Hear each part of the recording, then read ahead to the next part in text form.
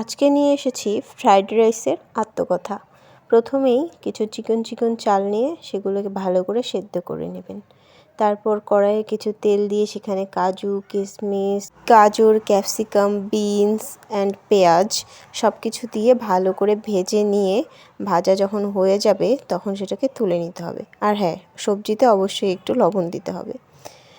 ভাজাটা তুলে নেওয়া হয়ে গেলে আর এদিকে ভাতটা আপনারা সেদ্ধ করে নেবেন সাথে সমস্ত ধরনের গোটা গরম মশলা দিয়ে। আমি ভাজাটা তুলে নিয়ে সেই তেলের মধ্যেই দুটো তেজপাতা দিয়েছি এবং সেখানে সেদ্ধ করে রাখা চালটাকে দিয়ে ভালো করে ভেজে নিয়েছি। আর এখানে যেটা অ্যাড করছি সেটা চিনিটাকে পেস্ট করে নিয়েছি, চিনির গুঁড়ো।